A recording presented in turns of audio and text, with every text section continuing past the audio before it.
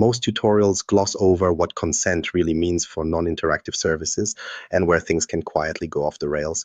Today, we're breaking down the end-to-end workflow, exactly what you must configure in Azure AD, how permissions actually work, and what happens behind the scenes when you grab that elusive access token. Ready to finally fill in the missing pieces? The consent gap, where most tutorials get Microsoft Graph wrong. If you've ever read a quick start on Microsoft Graph, you've probably seen the moment where the author waves at consent and then skips straight to the code. There's always that implied idea: tick a few boxes in Azure AD, grant the permissions your app needs, and you're good to go. But the reality is, what happens with consent, especially when there's no user in the mix, gets glossed over in documentation and walkthroughs alike. It's easy to assume app-only access is just a matter of flipping a switch, but this is one of those areas where the devil's in the details, and that devil can sneak up on you in a real tenant. A lot of admins and developers treat setting up app-only access in Microsoft Graph like they're checking off a grocery list. Pick the permissions, hit register, and call it done. But as soon as something changes, a policy update, a new compliance review, or even an audit request from IT, those simple checkboxes start causing headaches. Suddenly, you're hit with unexpected consent prompts, puzzled users, and security teams asking why an unattended app has sweeping admin-level access. What's supposed to be non-interactive service access quickly turns into a permission soup that nobody quite remembers approving. Let's put this in a real-world Microsoft 365 context. Imagine you've got a background service, maybe an automation script collecting usage stats or a tool syncing files from OneDrive to SharePoint. Everything seems to work. Then, one afternoon, a global admin flips a setting related to consent policies, maybe to comply with a security mandate. The next morning, your automation fails, logs fill up with unhelpful errors, and people are left scratching their heads. The consent mechanics behind that app-only setup are suddenly impossible to ignore, but it's too late for an easy fix. Microsoft's own documentation is dense, but here's the bit that's easy to miss. App-only permissions aren't bound to a single user's access, and they don't ride along with a person's security context. This means one consent event, one click, maybe months ago, can assign permissions that persist until someone manually revokes or alters them. If the app was granted Sites.ReadWrite.All for SharePoint, that doesn't just mean it can poke around your own mailbox. It could touch or expose every SharePoint site in the tenant, all because the consent scope was too broad. Most of the time, the tutorials don't even pause to unpack this, so the risk quietly snowballs in the background. That brings us to a pattern that shows up over and over again in the field. You've got delegated permissions, what users see when they log into an app and consent to read your profile or view your mail. Then there's app-only permissions, where a service account operates without a human at the keyboard. Research from tenant breach postmortems shows admins often confuse the two, granting overly broad app permissions thinking they're just approving a narrow workflow. It's the difference between letting someone peek into one room versus handing them a master key for the whole building. Most folks don't realize that with application permissions, even one misstep in the Azure portal means that automation can reach far more data than expected, all while nobody's watching. Let's take SharePoint as a tangent here, because that's where things get really interesting and sometimes risky. If you're building a migrations tool or an analytics app and use SharePoint's Sites.ReadWrite.All permission, you're not just scoping to one document library, even if that's your intent. Instead, you've just given your process access to every site, personal drive, and team file in the tenant. A single consent event, maybe rushed through to resolve a support ticket, opens the door to data exposure. And the kicker? Unless someone goes out of their way to review the app's permissions periodically, there's rarely a visible audit trail. At best, you get an entry in the sign-in logs, but that doesn't tell you what was accessed or if the app ever moved out of bounds. On top of that, policies around who can grant consent in Azure AD are far from one size fits all. Some tenants allow privileged users to grant permissions for certain apps. Others lock things down so tightly that only global admins can approve or review app access. This patchwork approach means you might have an automation script that's been running quietly for months. Then a new consent policy blocks its next token request, bringing everything to a halt. Teams relying on that service suddenly find their automation broken, and the audit trail leads to an admin who doesn't even remember granting access in the first place. So what's actually on the line? Consent is more than a technicality. It's a security posture, a compliance process, and an accountability framework rolled into one. If you don't know who approved which permissions, when, and for what purpose, you're flying blind. Silent security gaps are built into the workflow, not because someone was careless, but because the mechanics behind app-only consent rarely get explained in detail. But once you truly understand the mechanics, who consents, how scopes work, and what happens when permissions change, you're no longer just checking boxes. You're closing security gaps before they turn into incident reports and making sure responsibility is clear, not buried in the fine print. Now, let's actually tackle the registration process, because granting safe, non-interactive access is where most admins set themselves up for pain later on. So registering apps the right way, avoiding accidental overpermission. Let's talk about the moment almost every admin glosses over, the actual Azure AD app registration. You're rolling through the portal, naming your app, clicking register, maybe slapping your company name at the end so it feels official. You're focused on the finish line, not the details buried in all those permission toggles. But here's where things quietly go sideways. Everything in that interface looks the same. Application and delegated permissions jumbled together, all sorts of checkboxes with similar sounding labels. It's not always obvious that one small change dictates who can access what and for how long. All the while, the impact of these choices gets buried until you go back later and realize your so-called non-interactive app has more access than anything else in your tenant. Picture this. You're setting up an automation to process calendar invites for a project team. Nobody wants to sit around clicking consent pop-ups, so you go with app-only permissions. In the portal, you're looking for the fastest path. Select calendars, read, and move on. But then the UI nudges you with a list of suggested permissions, and it's tempting to grab a few extras while you're there. That's how you end up with calendars read-write instead of just read.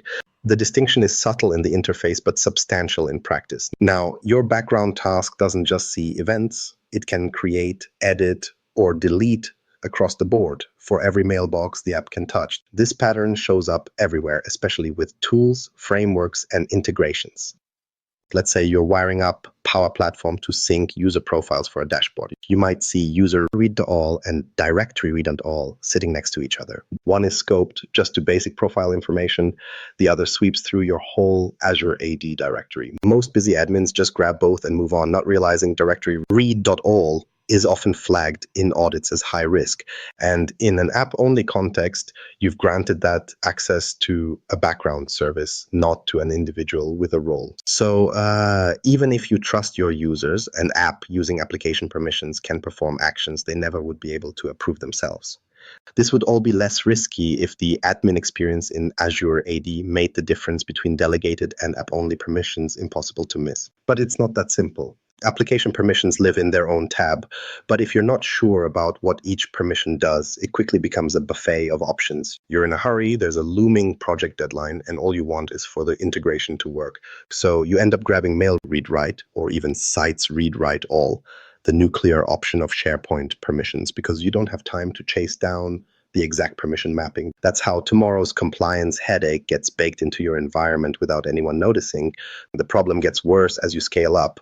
Software vendors who want the easiest customer onboarding usually ask for the highest level permissions, so their apps don't break on edge cases. You see this all over ISV and SaaS documentation. In order for our app to work, please grant Directory.Read.Write.All, even when your use case only needs to see whether users are active, not edit accounts or change passwords. Most folks don't want to open a support ticket or block a vendor rollout, so they agree. Later, those permissions sit unused, or worse, become a target for attackers who discover unused but over-permissioned service principals in your tenant. Microsoft's guidance doesn't make things easier either. Even though the docs spell out why you should use least privilege, the specifics are often hidden several links deep, under headings you wouldn't find unless you're searching for a post-breach audit checklist. You've got to dig for practical examples of minimal sets of permissions or how to restrict an app so it only touches what's truly needed. And after a long day bouncing between compliance meetings and Teams calls, who has the energy to read white papers on privilege boundaries? So admins take shortcuts, clicking through without tuning scopes. The end result is an app registration that works, but with way more power than anyone intended. Then we get to compliance. It's not just about technical risk anymore. It's about real-world consequences. When broad app-only permissions are assigned, you can trigger audit events, notifications, or even regulatory reviews, depending on your industry. Finance and healthcare tenants, for example, now have auditors who review every app registration and cross-check for all permissions or unchecked consent scopes. Even if your intention was innocent, the audit looks at the end state, not the excuses. And when you're under the microscope, explaining why your background process has full SharePoint access is not a conversation you want to have. So what does it look like to do this right? Less is always more. Find the smallest permission, set your process needs, and resist adding extras to future-proof the app. Review what you've assigned, and if you see the words all at the end of a permission scope, pause and ask whether you're opening up too much. Paring things back now saves you a lot of grief next quarter and gives your compliance team a fighting chance at keeping your tenants secure. Now, let's get into how the consent process actually shapes all of this in practice and why it plays by a different set of rules when it's non-interactive. Admin consent, consent flows, and why service access isn't just a checkbox. You've just mapped out your permissions during app registration and you're feeling pretty confident. The next step is supposed to be simple. Grant the app what it needs to run. But what actually happens when you hit that consent button? That's where things get unpredictable. Some permissions slide right through, the tenant is happy, and the app connects fine. Other times, Azure throws a full stop admin consent dialog in your face, sometimes out of nowhere, and you're left wondering what tipped the balance. It's not random, but the logic hides under layers of Microsoft documentation, and most tutorials don't mention it. The difference always comes down to who can approve what, and as odd as it sounds, why some permissions officially require a higher degree of trust. When you're dealing with app-only permissions, the stakes are higher because these apps don't rely on a user context. Nobody logs in interactively when your service account runs a report at midnight. Because of this, Microsoft builds in a stricter consent flow for app-only scenarios. No average user is allowed to grant those permissions. That power sits strictly with admins, and in most environments, it's only the global or privileged ones. The admin consent dialog, you see? That's Azure AD flagging permissions it considers sensitive or broad.